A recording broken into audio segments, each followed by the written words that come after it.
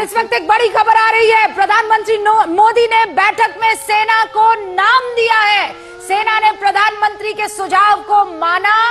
सेना ने पाकिस्तान पर हमले का नाम ऑपरेशन सिंदूर रखा। प्रधानमंत्री नरेंद्र मोदी ने यह नाम दिया।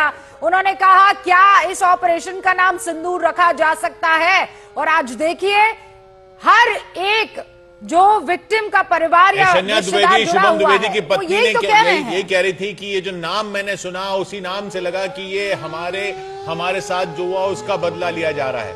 यतेंद्र हमारे साथ जुड़ रहे हैं फोन लाइन पर। यतेंद्र, अभी हमने शुभम द्विवेदी की पत्नी को सुना कि किस तरीके से नाम जो है वो सीधा उनके दिमाग में, दिलो दिमाग में छाया कि ये हमारे साथ जो हुआ उसका बदला लिया जा रहा है। और अब खबर आ रही है कि नाम खुद प्रधानमंत्री ने दिया था। और वो कनेक्ट देखिए, क्योंकि सिंदूर उजाड़ा गया था ना, मांग और उजाड़ने वालों ने बोला था मोदी को बता देना। और वो ऑपरेशन सिंदूर वहां जाकर, जैसा अभी कर्नल राठौर कह रहे थे, सिंदूर खेला कर दिया है।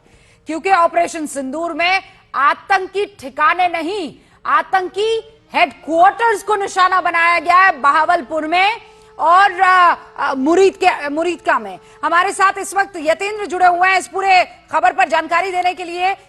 बताइए यतेंद्र, प्रधानमंत्री नरेंद्र मोदी ने जो नाम इस ऑपरेशन को दिया है वो सीधा दिल को छूता है, इसमें कोई दो राय नहीं है।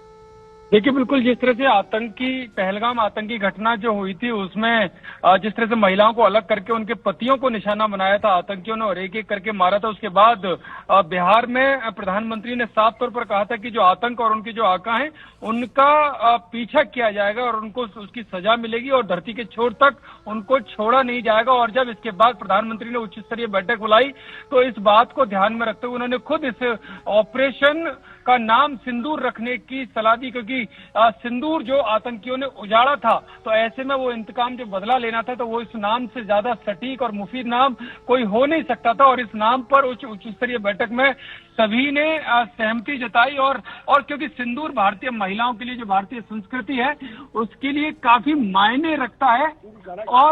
और जिस तरह से जो सिंदूर की अहमियत है, आपने एक डायलॉग भी सुना होगा कि सिंदूर की कीमत आप क्या जानो, तो उसको लेकर सभी उच्च अधिकारियों ने बड़ा उसको रखा और यही कारण था कि पूरी मीटिंग में और जब प्रधानमंत्री ने यह सुझाव दिया तो इस बात पर सहमति जताई और ऑपरेशन सिंदूर को अमली जामा पहनाने का काम उस मीटिंग में किया गया।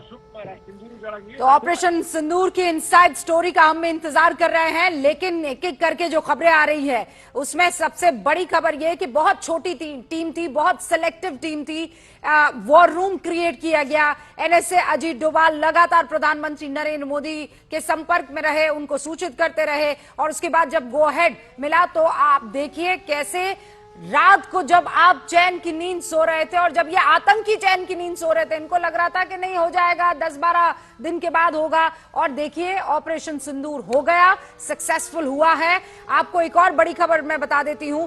9 बजे के करीब, यहां 10 बजे के करीब सेना की तरफ से एक प्रेस कॉन्फ्रेंस होने वाली है और उसमें और डिटेल्स हमारे पास आएंगे। लेकिन प्रधानमंत्री नरेंद्र मोदी जब यह ऑपरेशन हो रहा था, ऑपरेशन सिंदूर, तब अपने निवास से हर चीज को मॉनिटर कर रहे थे। अब हमें और थोड़ा डिटेल्स का इंतजार करना होगा। जैसे ये जो ड्रोन गया था कर्नल राठौर, इससे तस्वीरें ली जा रही थी, दिख रहा था कि नहीं दिख रहा था। लॉइटरिंग म्यूनिशन सिस्टम्स तो ऐसे भी होते हैं जिनसे विजुअल्स भी आ सकते हैं।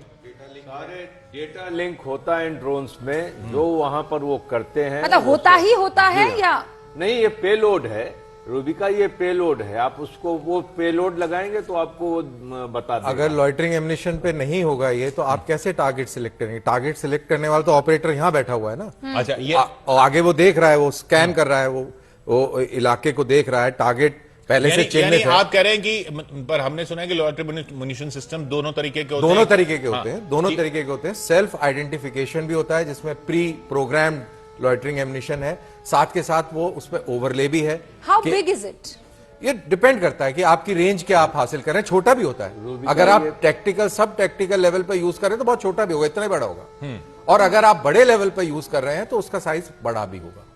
सो इट डिपेंड्स कि आपने किस तरीके का टारगेट चुना है और उस सब का हमें इंतजार करना ये बहुत ही वर्सेटाइल प्लेटफॉर्म है। आपके कैमरा वीडियो कैमरा के बराबर भी हो सकता है और इस तो कमरे के उसमें बराबर भी हो और सकता उसमें लाइव पिक्चर्स आने की सुविधा होगी। है। जी हाँ, होती और है। It और is all अगर हाँ, payload। हाँ क्योंकि तो हो क्योंकि सकता है उसको कि वो टारगेट तस्वीरें भी ऑपरेटर कर मॉनिटर रहा की है। जा रही हो। अटैक में, एयर अटैक्स में एक चीज होती है डैमेज असेसमेंट। हाँ। जब आप स्ट्राइक कर देते हैं तो डैमेज असेसमेंट, कितना डैमेज हमने वहां किया, उस डैमेज असेसमेंट के लिए इसमें पेलोड होता है कि उस साथ में भेजता है डेटा लिंक से तस्वीरें जी। कि हमने इसको इस तरीके से स्ट्राइक किया। और इसीलिए देखिए अभी हम सिर्फ कयास लगा रहे हैं, लेकिन एक बात पुख्ता है और वो ये है कि 9 ठिकानों पर हिंदुस्तान की सेना ने एक एक करके आतंकियों को मजा चखाया है।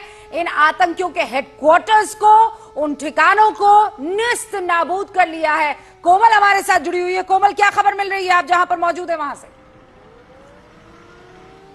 बिल्कुल रूबिका, जिन 9 ठिकानों की आप बात कर रहे हैं, 42 से ज्यादा जो लॉन्च पैड वहां पर हैं और ये बड़ी कामयाबी है कि 42 से ज्यादा लॉन्च पैड अब ध्वस्त हो